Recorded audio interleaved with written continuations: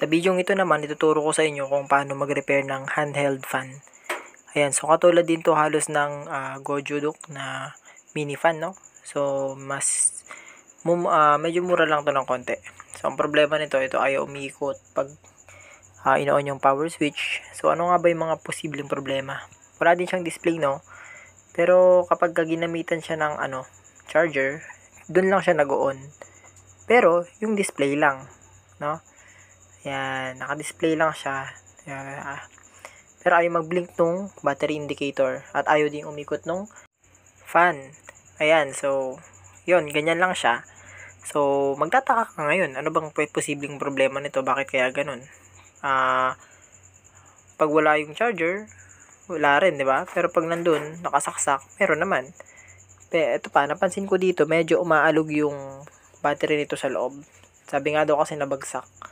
So, sisilipin natin ngayon sa loob kung ano ba yung status nito. So, baka basic lang yung problema. Ayan, sungkitin lang natin. At ayun na nga, putol yung red wire or yung positive wire ng ating battery.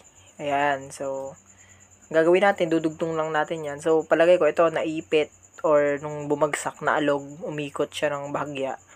Kaya siya naputol. Okay, so, gagawin natin, balatan, tsaka hinangin lang din natin siya. Yan, siguraduhin maayos yung pagkakahinang at pwede na natin siyang isauli ng maayos. So, ganun lang din halos yung gagawin natin, no? Yan. So, mabalik lang natin.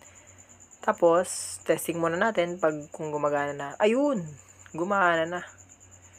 Ayun, umikot na rin yung ating fan, no? Yan. Ayos. So, dadagdagan na lang natin to ng additional protection, no? Dahil napagana natin. Kasi pwedeng maulit-ulit pag nabagsak. Kaya lalagyan natin siya ng palaman, no? Yan, parang ganyan. Para kahit na umalog-alog ulit, hindi na siya umikot at syempre, mas matibay na siya ngayon. Yan, so ganun lang, no? Yun lang yung problema nito, no? Pag napansin nyo na medyo ayaw gumana nung fan, tapos pag sinaksakan ng charger ay gumagana, so possible may putol lang na linya or ito, baka kasi nabagsak, ganun. Ayan, so okay na ulit, no? So, parang katulad lang to ng Gojoduc, no? Mas maganda lang ang circuit ng Gojoduc at yung display, pero halos parehas lang din sila.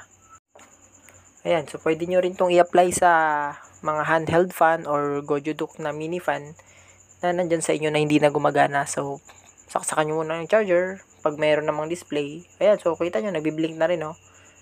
O, diba? Yan yung dapat na normal.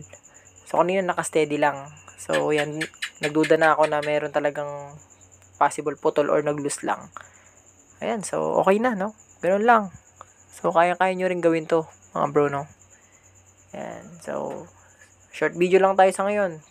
Tamang sharing lang. Ayan, so, huwag nyo kalimutan mag-subscribe. Thank you.